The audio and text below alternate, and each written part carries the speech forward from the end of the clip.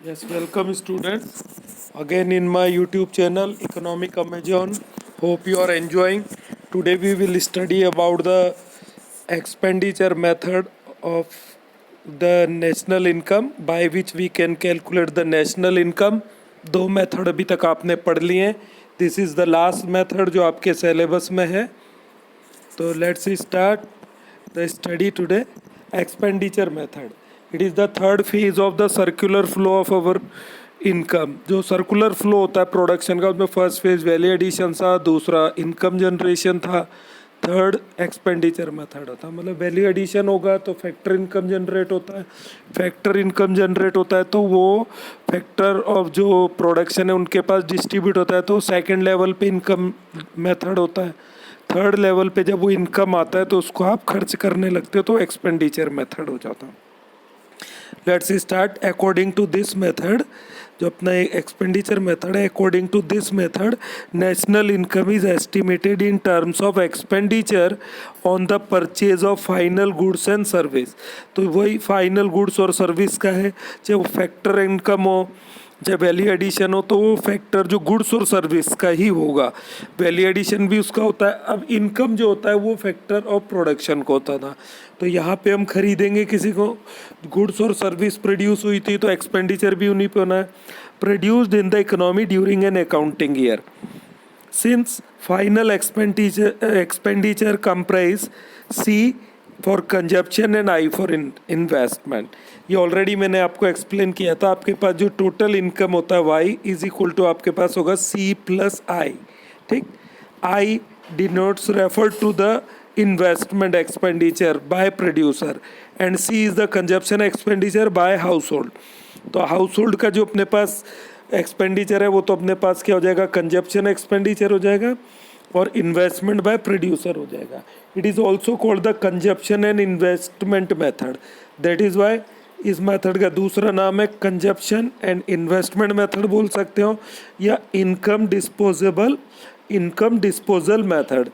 अब ये disposable income क्या होती है, देखो ये पहले आपके सिलेबस में था, सीबीएसई ने इसको रिसेंटली हटा दिया कि डिस्पोजेबल इनकम क्या होता है, उसको फाइंड भी करना होता था. तो डिस्पोजेबल इनकम वो इनकम होता है जिसको आप अपनी इच्छा से खर्च कर सकते हैं. इसमें से जो कंपलसरी पेमेंट्स है ना वो हटा दिए जाते हैं. सपोज करो आपके पास इनकम पर मंथ 12,000 है, उसमें से आपने जो टैक्स वगैरह चालान दिए 2,000 के, तो आपका डिस्पोजेबल इनकम हो गया 10,000. तो 2,000 जो है उसको कट कर दिया जाता है. जो ईएमआई वगैरह होता है कंपलसरी जो आपने दिया है, जो आप फ्रीली खर्च कर सकते हो, वो आपका डिस्पोजेबल इनकम होता है. तो क्योंकि एक्सपेंडिचर उसी इनकम का होता है जो डिस्पोजेबल होता है, that is why this method is also called income disposal method. तो आपको तीन नाम है याद रखने ना. Estimation of the expenditure on the final goods produced during the year within the domestic territory of a country. जो हमारी डोमेस्टिक टेरिटरी है उसमें जो आपने पैसा खर्च किया अपनी गुड्स और सर्विस को खरीदने के लिए, वो is equal to the market value of GDP. तो अब डोमेस्टिक टेरिटरी में जो खर्चा किया है तो वो आपको क्या मिल जाएगा, आपका जीडीपी मिल जाएगा, है ना, मार्केट प्राइस पे. क्योंकि जब आप एक्सपेंडिचर करते हो तो उसमें सभी तरीके के टैक्स भी आप पे कर देते हो, तो वो कौन से प्राइस पे आएगा, मार्केट प्राइस पे आ जाएगा. ठीक. तो आप अपनी डोमेस्टिक टेरिटरी का जो भी एक्सपेंडिचर है जब उसको पूरा जोड़ लेंगे तो आपके पास क्या आएगा, जीडीपी एमपी आ जाएगा. ठीक. कारण मैंने बता दिया उसमें डेप्रिसिएशन इंक्लूड होगा जो भी होता है, और दूसरा वो उसमें टैक्स इंक्लूड होते हैं तो मार्केट प्राइस रहेगा.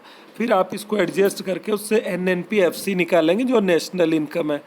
आप जीडीपी एमपी से एनएनपीएफसी मतलब नेशनल इनकम पे कैसे जाया जा सकता है, आपको जीडीपी एमपी में से दो चीज़ें माइनस करनी होंगी. फर्स्ट आप डेप्रिसिएशन माइनस करेंगे. ठीक. शॉर्ट में मैं लिख देता हूँ. फिर उसके बाद उसमें से आपको एक चीज़ और माइनस करनी है, वो होता है आपके NIT, नेट इनडायरेक्ट टैक्स. दो चीज़ें माइनस करनी है, मैं आपको दोबारा बताता हूँ.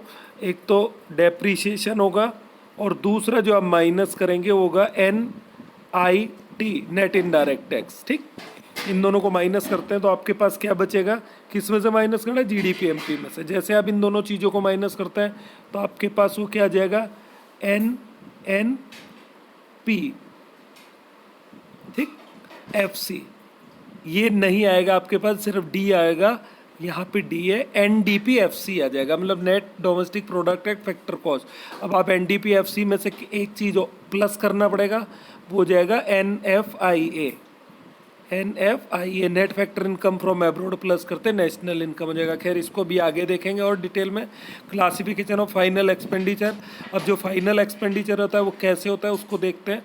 Final expenditure on the purchase of domestically produced final goods and service during an accounting year. अब ये खर्चा होता है जो आपने जिस अकाउंटिंग ईयर में आपको GDP निकालना है उसी ईयर का होता है। Is broadly classified into the 4 categories में इसको क्लासिफाइड करेंगे। पहला होता है प्राइवेट फाइनल कंजप्शन एक्सपेंडिचर हो गया आपके पास। दूसरा जो आपके पास इसको प्राइवेट जो फाइनल है हाउस होल्ड का, इसको C से बताते हैं। फिर आता है गवर्नमेंट फाइनल कंजप्शन, ये G हो जाता है, अभी गवर्नमेंट के खर्चे हैं। गवर्नमेंट का खर्चा क्या होता है, एक तो आपका जो आर्मी वगैरह का जो राशन पानी है डिफेंस वाला उस पर खर्चा होता है, मिड डे मील हो गया, ऐसे और भी कुछ हो सकते हैं। तो इसमें गवर्नमेंट का सारा एक्सपेंडिचर आ जाता है। थर्ड आता है इन्वेस्टमेंट एक्सपेंडिचर, ये प्रोड्यूसर के द्वारा होता है, I होता है इसमें, ठीक। तो जब आप y is equal to C plus I लिखते हैं ना, तो उसमें I तो आपके पास ये इन्वेस्टमेंट एक्सपेंडिचर आ जाता है, और C में आपका हाउस होल्ड का और गवर्नमेंट का दोनों का खर्चा आ जाता है गुड्स में। और एक फोर्थ नंबर आपके पास आता है नेट इम्पोर्ट और एक्सपोर्ट आता है। अब ये रेस्ट ऑफ द वर्ल्ड होता है। अब क्योंकि जो हमारे डोमेस्टिकली गुड्स और सर्विस का प्रोडक्शन है उसका डिमांड क्या होता है, rest of the world foreign countries में भी होता है, हम काफ़ी एक्सपोर्ट करते हैं। तो जब गुड्स और सर्विस है उसका डिमांड जो एक्सटर्नल डिमांड है, फॉरेन डिमांड है, क्योंकि वो भी हमारी गुड्स सर्विस को खरीदते हैं, हम एक्सपोर्ट करते हैं, तो वो भी एक्सपेंडिचर हुआ। But the expenditure bye rest of the world, तो उसको भी हमको इंक्लूड करना पड़ता है। तो अपने पास ये चौथा जो इम्पोर्ट एक्सपोर्ट जुड़ जाएगा। तो क्या हुआ, नंबर 1, नंबर 2, नंबर 3 हो गया। अब इसको भी डिटेल में पढ़ लेते हैं। First, private final consumption expenditure में आपके पास क्या क्या चीज़ें आती हैं, देखो इसमें सिंपल है, durable, semi durable, single use, जो भी गुड्स हम खरीदते हैं मार्केट से वो सब इंक्लूड होंगी। It refer to the expenditure on final goods and service by the individual, household का हो जाता है। नॉन प्रॉफिट प्राइवेट इंस्टीट्यूट जो होते हैं, NGO वगैरह होते हैं, वो इसमें इंक्लूड होते हैं। लाइक जैसे हेल्प एज वगैरह, जो दूसरों की हेल्प करने के लिए।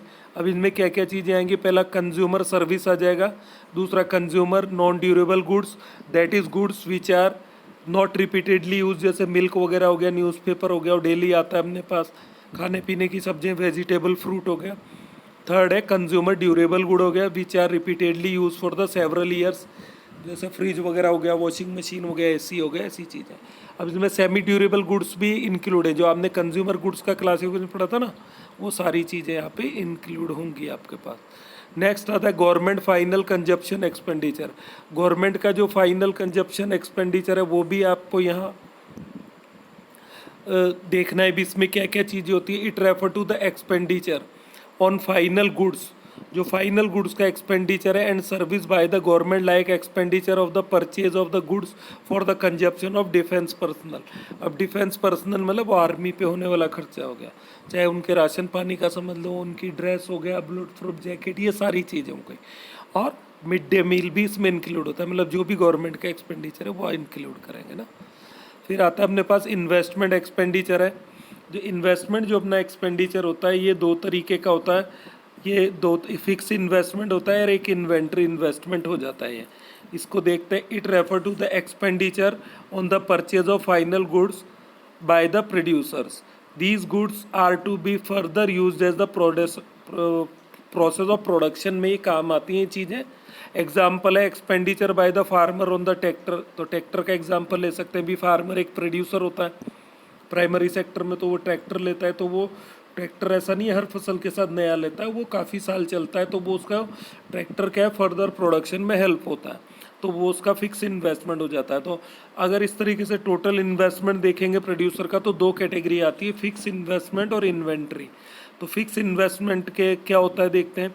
Fix investment refer to the expenditure by the producer on the purchase of fix assets like plant and machinery.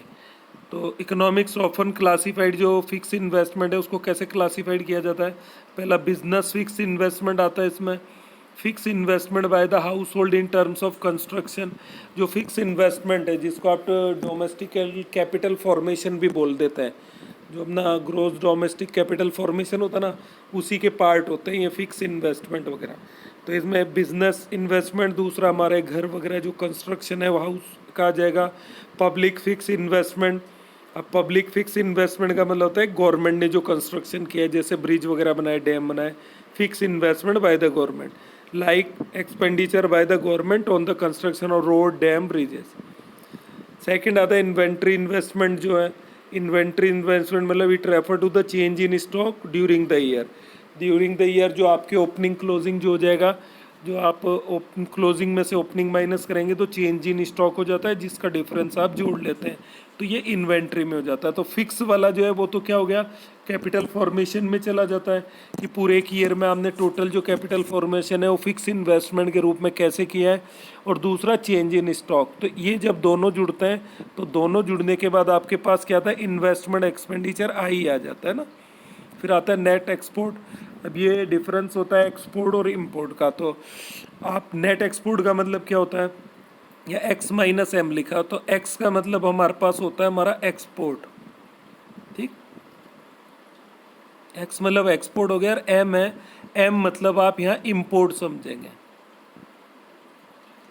कई बार बच्चे कहते हैं सर इंपोर्ट है तो आई से लिख देते हैं, तो एक्सपोर्ट माइनस इंपोर्ट जब करते हैं तो आपके पास नेट एक्सपोर्ट आ जाता है। अब सपोज कर लो एक्सपोर्ट हुआ 1000 रुपीज़ का, आपके पास 1000 रुपीज़ का सामान है हमारे कंट्री से, 1000 लाख है, करोड़ का गया, और बाहर से हमने 800 का वहाँ से मंगा लिया, तो आपके पास जो नेट एक्सपोर्ट होगा वो कितना आ जाएगा, इनका डिफरेंस 200। अब लाख हो चाहे करोड़ हो, ठीक, बट इसमें पॉसिबिलिटी क्या होती है, नेगेटिव भी आ सकता है।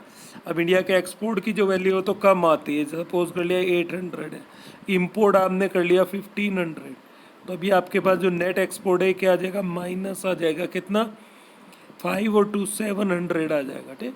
तो अगर ये नेगेटिव आता है तो ये आपकी नेशनल इनकम को कम कर देता है, डोमेस्टिक इनकम को कम कर देता है, और अगर आपके एक्सपोर्ट की वैल्यू ज़्यादा है तो ये आपके डोमेस्टिक प्रोडक्ट या नेशनल इनकम को बढ़ा देता है। Net export refer to the difference between export and import during an accounting year. Exports are the expenditure by the foreigners on the domestic produced goods, final goods and service। ये हमारे country में जो final goods और services produce होती हैं उस पे होने वाला खर्चा है फॉरेनर जो रेस्ट ऑफ द वर्ल्ड है उनके द्वारा। While imports are an expenditure on the goods and services. अब जो इम्पोर्ट है जो आपने किया वो कौन सा खर्चा है, जो हमारे देश ने, हमारी इकोनॉमी ने दूसरे देशों से चीज़ों को मंगाने के लिए किया। Produce abroad, while expenditure on the domestically produce goods and services is added to total expenditure in the economy during an accounting year.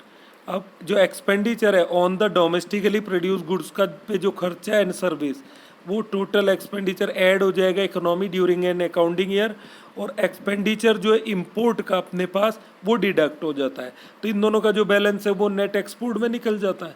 ये तो आप ऐसे कर सकते हैं कि आपके पास जो जीडीपी जो आ रहा है, दो स्टेज आपने जोड़ लिया है, उसके बाद जब एक्सपोर्ट इंपोर्ट का मामला आता है तो आप वैल्यू ऑफ जो एक्सपोर्ट है उसको प्लस कर दें, और एक्सपोर्ट जो इंपोर्ट जो किया है उसको माइनस कर दें, वैसे भी चलेगा। या फिर आप सेपरेटली नेट एक्सपोर्ट पहले निकाल लें, मतलब आपका जो एक्सपोर्ट का वैल्यू है उसमें से इंपोर्ट का वैल्यू माइनस कर दें, और जो डिफरेंस आता है उसी को निकाल के ऐड कर दें, माइनस आए तो सब्ट्रैक्ट कर दें। This adjustment is essential for the precious estimation of the expenditure on the domestically produced good service.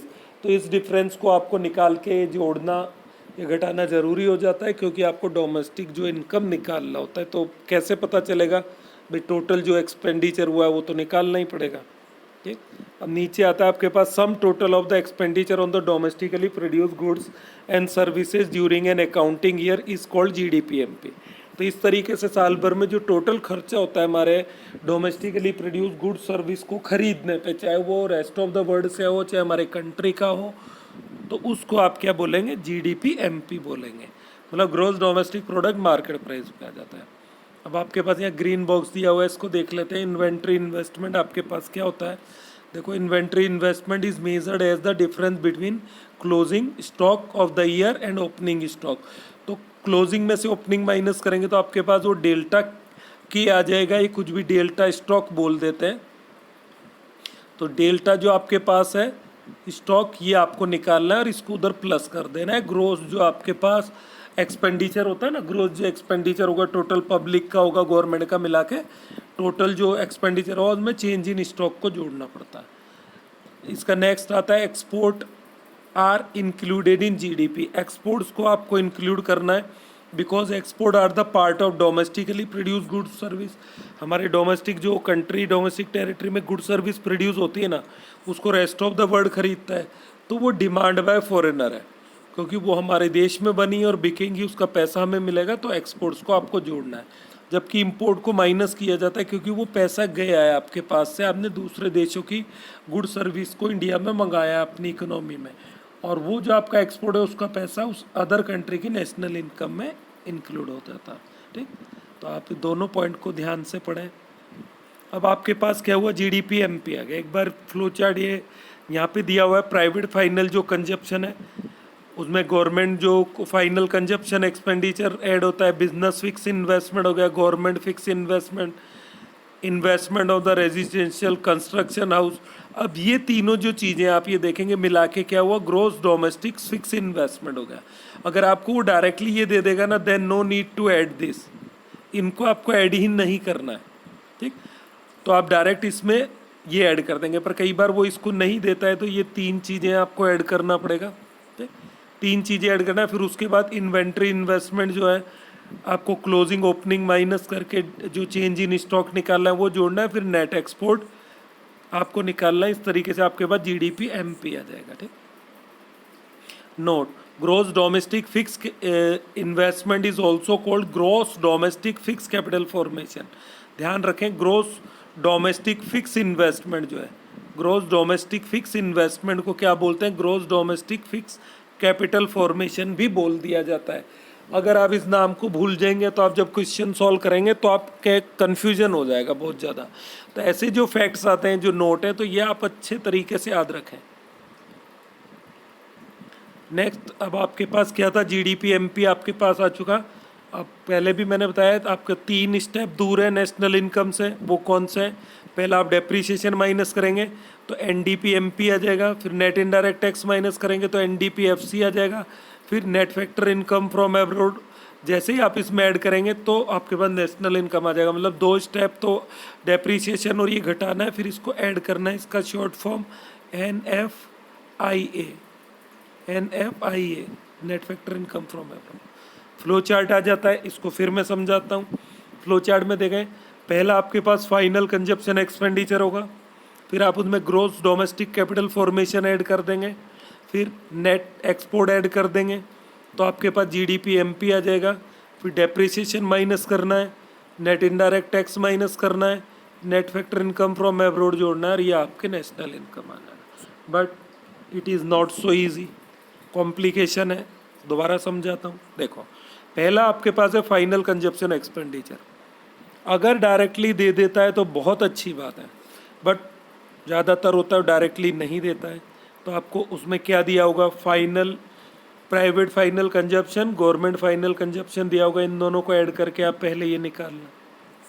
अब प्रॉब्लम ये आती है कि कई बार वो क्या करता है, फाइनल कंजप्शन एक्सपेंडिचर भी गिवन है और ये दोनों भी गिवन है। अब बच्चा कंफ्यूज हो जाता है क्या करें, तो क्या करता है, तीनों को ऐड कर देगा, गलत हो। तो अगर आपको directly final consumption expenditure given है तो आप इन दोनों को, अगर वो गिवन भी है तो अवॉइड करना। ये कन्फ्यूजन क्रिएट करने के लिए दिया गया है।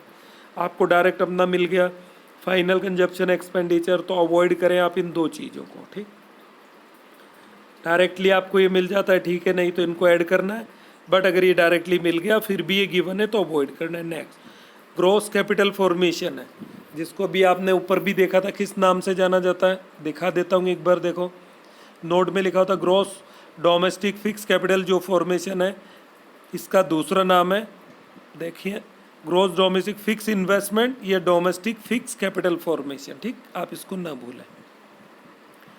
तो अगर आपको ये डायरेक्टली गिवन है तो कोई दिक्कत नहीं है, आप डायरेक्ट इसको फाइनल कंजप्शन एक्सपेंडिचर में ऐड कर दें। ठीक, अगर नहीं दिया गया है तो आपके पास क्या चीज़ें दी जाएंगी, gross domestic fix capital formation दिया होगा, ठीक, और चेंज इन स्टॉक। जैसे ही आप इनको जोड़ते हैं, अब देखो यहाँ फ़र्क है, ग्रॉस डोमेस्टिक कैपिटल फॉर्मेशन है ऊपर, और यहाँ दिया gross domestic fix capital formation, तो यहाँ भी बच्चे फिक्स को ही समझ जाते हैं, दिया हुआ ऊपर फिक्स नहीं लगा हुआ है। तो ग्रोस डोमेस्टिक कैपिटल फॉर्मेशन निकालने के लिए gross domestic fix capital formation fixed वाला है, उसमें चेंज इन स्टॉक जोड़ना है, ठीक। मतलब ये सिर्फ फिक्स इन्वेस्टमेंट था, तो इसमें चेंज इन स्टॉक जोड़ते ये बनाना है। अब सपोज करो उन्होंने gross domestic fix capital formation भी नहीं दिया है, तो आपको फिर ये 3 आइटम जोड़ने पड़ेंगे, business fix investment, government fix investment और investment on residential construction by household, ठीक। अगर वो डायरेक्ट दे देता है तब तो इनको अवॉइड करें, बट अगर डायरेक्ट दे रखा है फिर भी ये तीनों दे रखे हैं तो भी इनको अवॉइड करें। डायरेक्ट नहीं दिया गया है तो आप इन तीनों को किसी भी स्टेज में ऐड करके पहले इसको निकालें। यस, नेक्स्ट नेट एक्सपोर्ट है, डायरेक्ट दिया गया है तो कोई दिक्कत नहीं है, आप डायरेक्ट यहाँ से प्लस करते चलें। अगर नहीं दिया गया है तो आप टोटल एक्सपोर्ट के वैल्यू में से इंपोर्ट का वैल्यू माइनस कर देंगे तो नेट एक्सपोर्ट आ जाएगा, ठीक। फिर आपको बता ही दिया है डेप्रिसिएशन माइनस करें, indirect tax, net factor income from abroad जोड़ते ही नेशनल इनकम आ। तो आई होप कि आपको फ्लो चार्ट समझ आ गया होगा। एक हाई ऑर्डर थिंकिंग क्वेश्चन ले लेते हैं बीच में। What causes increase in inventory stock को किस कारण से बढ़ जाता है वो इन्वेंट्री स्टॉक कई कारण से बढ़ सकता है। जैसे अभी अंडर लॉकडाउन चल रहा है तो ये डिमांड की बहुत ज़्यादा कमी आ गई है मार्केट में। अब डिमांड ही नहीं होगा तो क्या होगा, अनसोल्ड स्टॉक होगा, माल बिकेगा नहीं तो क्या होगा, इन्वेंट्री क्रिएट होगा।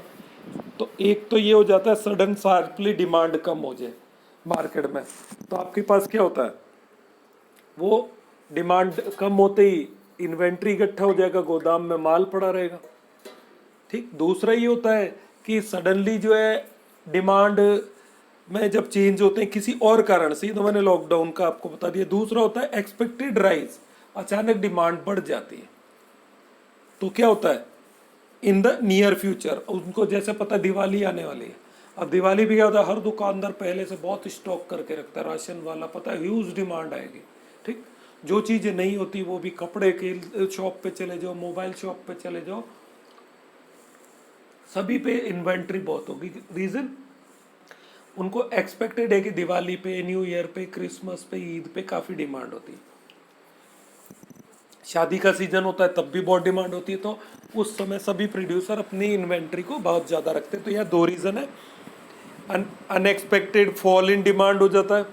इसका एग्जांपल दिया है कि सपोज करो वहाँ पे जो अपने पास जो पेयर थे to the tune of 5000 umbrella, but owing to the failure of monsoon only 10,000 umbrellas are sold during year. अब 50,000 जो अम्ब्रेला थे उसमें से 10,000 अम्ब्रेला ही सोल्ड आउट हुए, ठीक। तो 40,000 बच गए।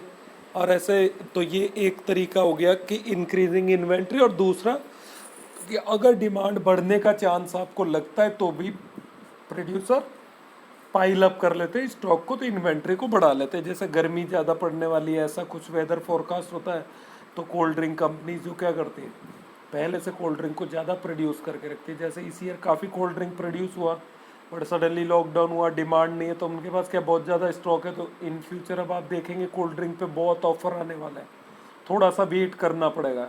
अभी से देने लगे हैं कोल्ड ड्रिंक वाले, काफ़ी ऑफर दे रहे हैं, अभी कम दे रहे हैं, पर जब इनको पता है कि गर्मी का सीज़न जाने वाला होगा, रेनी सीजन स्टार्ट होगा, तो ये और ज़्यादा इसको डिस्काउंट पे बेचेंगे।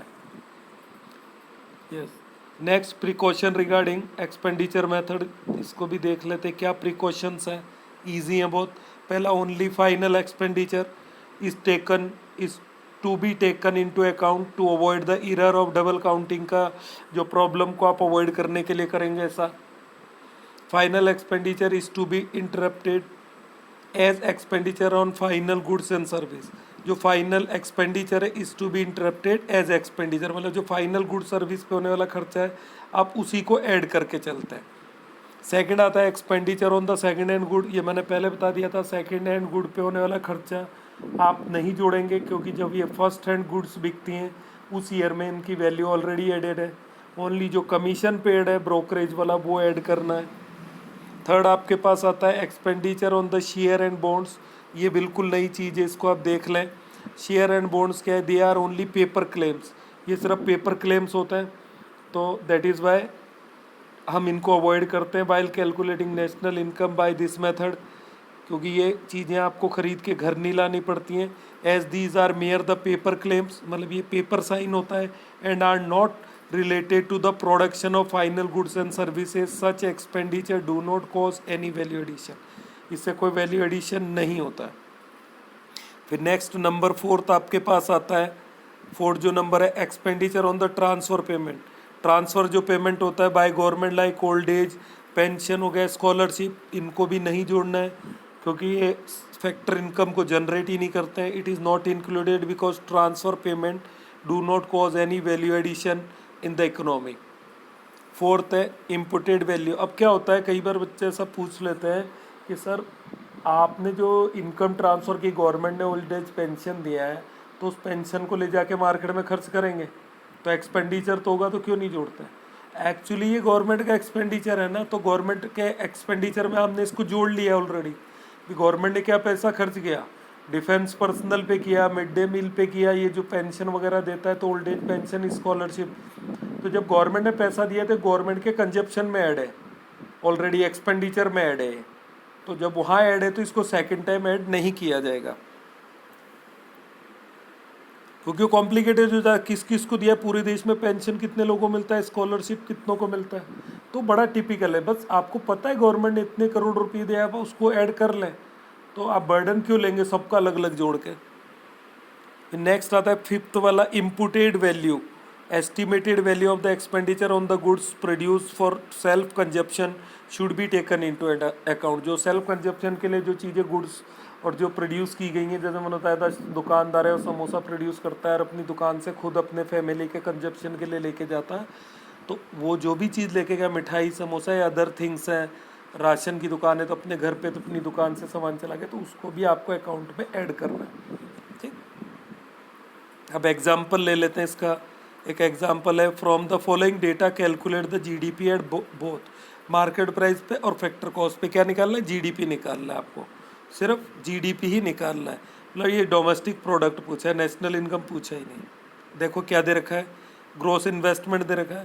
ठीक, अब आपको फ्लो चार्ट पे चलना है। ग्रोस इन्वेस्टमेंट दिया हुआ है, नेट एक्सपोर्ट दिया हुआ है, नेट इनडायरेक्ट टैक्स दिया हुआ है, डेप्रीशिएशन दिया हुआ है, net factor income from abroad दिया हुआ है। अब net factor income from abroad तो काम आएगा नहीं, क्लियर है, क्योंकि उन्होंने जीडीपी पूछा है, डोमेस्टिक इनकम की बात हो रही है, तो net factor income from abroad तो नेशनल इनकम में काम आता है, तो ये तो काम में लेंगे नहीं। दूसरा है private consumption expenditure, government purchase on the goods and service. अब देखो इसने क्या करा, प्राइवेट कंजप्शन एक्सपेंडिचर दे रखा है पर गवर्नमेंट का कंजप्शन एक्सपेंडिचर नहीं है, उन्होंने लिखा परचेज, इसका मतलब गवर्नमेंट ने चीज़ों को खरीदा है, तो ये क्या हो गया, गवर्नमेंट का एक्सपेंडिचर ही तो हो गया। तो अब आपके फ्लो चार्ट के अकॉर्डिंग आपको क्या करना है, पहले जो आप लेंगे तो पहले इन दोनों को ऐड करना है, यहाँ इसने बाद में ऐड किया। प्राइवेट कंजप्शन एक्सपेंडिचर हो गया, गवर्नमेंट कंजप्शन एक्सपेंडिचर होगा, फिर आपके पास आ जाता है ग्रोस इन्वेस्टमेंट, फिर उसके बाद नेट इनडायरेक्ट जो नेट एक्सपोर्ट आ जाएगा। तो यानी नेट एक्सपोर्ट दिया है, नेट एक्सपोर्ट आपके पास 10 है, तो इन सब को आप ऐड कर दें, किसको, ये 6 7 को, ये इसको ऐड करेंगे, इसको 4 आइटम ऐड करना है। नीचे देखें आप दे रखा है, तो पहला अपना फ्लो चार्ट क्या कहता था, यहाँ ऐड करें गवर्नमेंट और इसका, फिर ये और फिर ये, आपने इन सब को ऐड किया तो 550 आपका जीडीपी एमपी आ गया। अब उसने क्या करा है, सिर्फ डोमेस्टिक प्रोडक्ट ही पूछा था, नेशनल इनकम पूछता तो क्या करते हैं, डेप्रीशिएशन माइनस कर देते, दिया हुआ है, ठीक, और नेट इनडायरेक्ट टैक्स दिया हुआ है ऊपर, वो माइनस कर देते हैं, और फिर net factor income from abroad कर देते, बट उसने पूछा नहीं है। अगर इसी क्वेश्चन में नेशनल इनकम निकालना है ना, तो आपको इसमें से माइनस करना था, क्या माइनस करना था, पहले तो आपको डेप्रीशिएशन माइनस करना था 15, फिर नेट इनडायरेक्ट टैक्स 20, इसमें से माइनस होता 530 बचेगा। 530 में आपको क्या करना था, net factor income from abroad, ये -5 था, 530 में से आप क्या करते, 530 प्लस और ब्रैकेट में -5, तो ये आपका क्या हो जाता है 530 -5, तो इसका मतलब 525 करोड़ ये आपका नेशनल इनकम आता है इस क्वेश्चन में, बट उसने पूछा नहीं है, पर नेशनल इनकम निकालना है तो 525 करोड़। नेक्स्ट आपके पास जीडीपी फैक्टर कॉस्ट पे निकालना है, तो जीडीपी एमपी आपने जो निकाला है उसमें से नेट इनडायरेक्ट टैक्स आपको डायरेक्ट माइनस करना है सिर्फ, तो आपके पास ये कितना आ जाएगा सॉरी स्क्रीन थोड़ा डिस्टर्ब होता है, okay now it is okay. तो ये 545 आ जाएगा। दूसरा एग्जाम्पल है, इसको देखें, इसमें आपको NDP-FC निकालना है, मतलब इसमें भी आपको नेट डोमेस्टिक प्रोडक्ट निकालना है, नेशनल इनकम नहीं पूछा गया, पूछेगा तो आगे स्टेप निकाल लेंगे। ठीक, gross domestic fix capital formation दिया है, इन्वेंट्री दिया है, investment depreciation, indirect tax, subsidy, consumption expenditure, residential construction investment दिया है। अब आप फ्लो चार्ट पे देखें, पहला आपको निकालना क्या था, NDP-FC, तो पहले आप GDP-MP निकाल लें, फिर करेंगे आगे।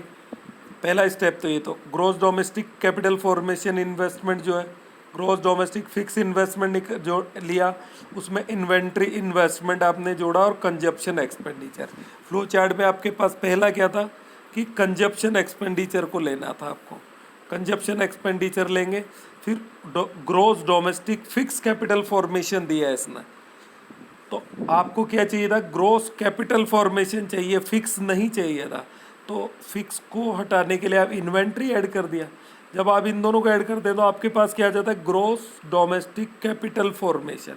क्योंकि उसने gross domestic capital formation direct नहीं दिया, तो आपको ये दो चीज़ें ऐड करनी पड़ेंगी। ठीक, इस तरीके से जब आपने तीनों को ऐड किया तो आपके पास GDP-MP आ गया कितना, 3500 करोड़ का। फिर आपको नेट निकालना था, तो डेप्रिसिएशन माइनस कर दें, और मार्केट प्राइस से फैक्टर में आ रहा है तो नेट इनडायरेक्ट टैक्स। अब उन्हें इनडायरेक्ट टैक्स डायरेक्ट नहीं दिया है, तो हमने जो इनडायरेक्ट टैक्सेस दिए गए उसमें से सब्सिडी ऐड कर दें, तो ये आपके पास क्या हो जाएगा, नेट इनडायरेक्ट टैक्स। तो आपके पास ये आंसर आ जाएगा 34000। ये दो एक एग्जाम्पल हो गए। अब थोड़े इसके जो हाई ऑर्डर थिंकिंग क्वेश्चन है वो देख लेते हैं। क्वेश्चन फर्स्ट है, export receipts are not a part of net factor income from abroad. मतलब जो एक्सपोर्ट की जो रिसिप्ट्स होती है, एक्सपोर्ट जो आपने किया उसकी जो रिसिप्ट है वो net factor income from abroad के पार्ट नहीं है। वाई? क्योंकि वो प्रोड्यूस तो हमारे कंट्री में हुआ ना, हमारी डोमेस्टिक टेरिटरी में प्रोड्यूस हुआ, उसकी इनकम भी हमारे पास हुई, तो डोमेस्टिक में ऐड होता है। अभी net factor income from abroad तो बाहर से आने वाला इनकम है ना, जो हमारे रेजिडेंट है जो फॉरेन कंट्रीज में कमा के लाते हैं। देखते हैं answer. This is because two reason है इसके। Export refer to the purchase of domestically produce goods and service by the rest of world. Goods produce within the domestic territory of a country are to be treated as a part of GDP, क्योंकि ये हमारे GDP का part है। और जो net factor income from abroad होता है वो हमारे नेशनल इनकम का पार्ट होता है, उसको तो डोमेस्टिक में ऐड ही नहीं करते हैं। तो फर्स्ट रीजन क्लियर हो गया। दूसरा है, export receipt after refer to the revenue of the firm from the sale is output. जो हमारे पास एक्सपोर्ट जो रिसिप्ट्स है, रेफर टू द रेवेन्यू, वो रेवेन्यू को बताती हैं कि वो हमारे पास पैसा आया है, of the firm from the sale of output, वो तो आउटपुट का सेल हुआ है पर वो दूसरे कंट्रीज में है। These are not the receipt of the factor income. अब ये फैक्टर इनकम का रिसिप्ट नहीं है फ्रॉम एब्रोड, क्योंकि जो विदेशों ने चीज़ें खरीदी हैं वो हमारे देश में काम करने नहीं आए, उन्होंने तो सिर्फ इसको परचेज किया from abroad, which are available in the form of rent, interest, profit and wages. क्योंकि वो विदेशी लोगों ने किसी भी तरीके से काम नहीं किया है फैक्टर ऑफ प्रोडक्शन का। ठीक, तो ये दूसरा रीजन हो जाता। क्वेश्चन सेकंड है, export are just sale yielding revenue. Export जो होता है वो आपकी सेल यील्डिंग रेवेन्यू है, भी आपने सेल करके पैसा लिया है, उन लोगों का रोल कुछ नहीं था प्रोडक्शन में। बट डोमेस्टिक में अगर हम कुछ करते हैं, हम सामान को खरीदते हैं, तो हमारा रोल कहीं ना कहीं होता है, या तो हम गुड्स को प्रोड्यूस कर रहे होते हैं या सर्विसेज। जैसे as a teacher I am providing my services in school, और उस सर्विस के बदले सैलरी मिलती है, तो उस सैलरी को मेरे को सर्विस के बदले ही तो मिला है, अब उस सैलरी से मैं चीज़ों को खरीदता हूँ। तो इनकम का जनरेशन हुआ है और हमारे कंट्री में हमने पैसा कमाया और हमारे कंट्री में हम खर्च करते हैं।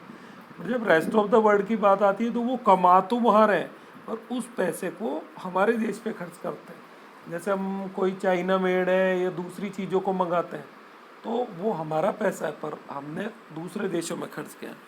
It is true that export are just sale and yield revenue, not income. वो इनकम नहीं होता। Export are just sale because these are purchase of rest of the world from the domestic economy, accordingly export yield revenue. Export से सिर्फ revenue आता है और receipts होती हैं। जब आके जाके आप BOP बैलेंस ऑफ चैप्टर पढ़ेंगे ना तो वहाँ ये रिसिप्ट्स काउंट होती है। रिसिप्ट्स जो है इस तरीके से इनको काउंट करना है। कई बार मैं इसको रिसिप्ट बोल जाता हूँ, correct pronunciation is receipts. These do not yield income because income is in the form of income। सिर्फ आपके पास किस किस फॉर्म में आता है वापस बताता हूँ, रेंट, इंटरेस्ट, प्रॉफिट, वेज, ये सारी चार ही होते हैं। तो यही इनकम होती है, इसके अलावा इनकम नहीं होती। एक्सपोर्ट से जो पैसा आता है वो आपका रेवेन्यू रिसिट है ओनली। तो note it is out of revenue that a firm distribute income to the owner of the factor of production. तो ये आपके पास हाई ऑर्डर थिंकिंग जो क्वेश्चन हुआ है। तो अब नेक्स्ट वीडियो में हम एक शॉर्ट वीडियो बनाएंगे जिसमें तीनों का फ्लो चार्ट इसको ले लेंगे जो यहाँ दिया हुआ है। This is the end. आज इसको यहीं ख़त्म करते हैं। Okay, see you. I hope you are enjoying. आप इसको पूरा देखें। अगर आपको ज़्यादा लंबा लगता है तो आप इसको शॉर्ट में 10-15 मिनट्स पे देख सकते हैं। Okay, see you in next video.